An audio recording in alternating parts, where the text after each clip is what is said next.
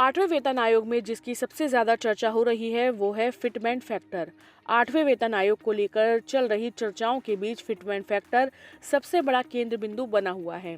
कर्मचारियों और पेंशनर्स के बीच एक ही सवाल है कि आखिर इस बार फिटमेंट फैक्टर कितना होगा, क्योंकि कुछ संगठनों का अनुमान है कि आठवें वेतन आयोग में फिटमेंट फैक्टर 2 से लेकर 3.6 के बीच हो सकता है। इन चर्चाओं पर NCJCM के नेता और ऑल इंडिया रेलवेमेंस फेडरेशन के जनरल सेक्रेटरी शिव गोपाल मिश्रा ने साफ संकेत दिए हैं।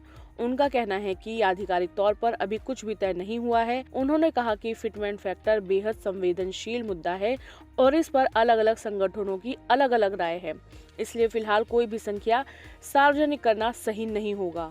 उनका साफ कहना है कि सरकार के सामने एक कॉमन मेमोरेंडम रखा जाएगा और उसी में अंतिम सहमति के बाद प्रस्ताव जाएगा।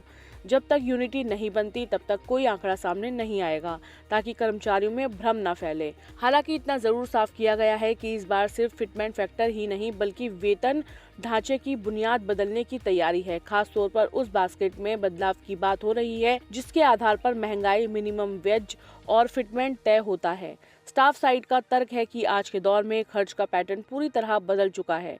यदि इसे उदाहरण के तौर पर समझें तो अब सिर्फ दाल चावल से घर नहीं चलता, खान पान की आदतें बदल गई हैं। रहन सहन का स्तर बढ़ा है, AC, फ्रिज, बेहतरीन हाउसिंग अब जरूरत बन चुके हैं। बच्चों की शिक्षा, स्वास्थ्य और जीवन शैली पर खर्च पहले से ज्यादा है।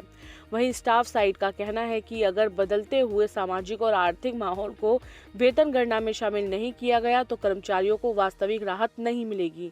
इसलिए इस बार मेमोरेंडम तथ्यों और गणनाओं के आधार पर तैयार किया जा रहा है ताकि सरकार के सामने मजबूत दलील रखी जा सके। AIRF जनरल सेक्रेटरी का संदेश साफ है कि फिटमेंट फैक्टर अब सस्पेंस भले जारी हो, लेकिन इस बार वेतन आयोग में बड़ा ढांचागत बदलाव देखने को मिल सकता है। अब नजर इस बात पर है कि सरकार इन मांगों पर क्या फैसला लेती है। शिव गोपाल मिश्रा के बयानों से स्पष्ट है कि कर्मचारी संगठन इस बार केवल आंकड़ों पर नहीं बल्कि वेतन निर्धारण के पूरे आधार को बदलने पर जोर दे रहे हैं।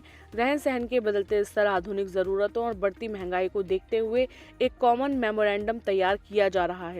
सरकार और संगठनों के बीच यह तालमेल ही तय करेगा कि भविष्य में कर्मचारियों का न्यूनतम वेतन और फिटमेंट फैक्टर क्या होगा। यह सस्पेंस फिलहाल बना हुआ है।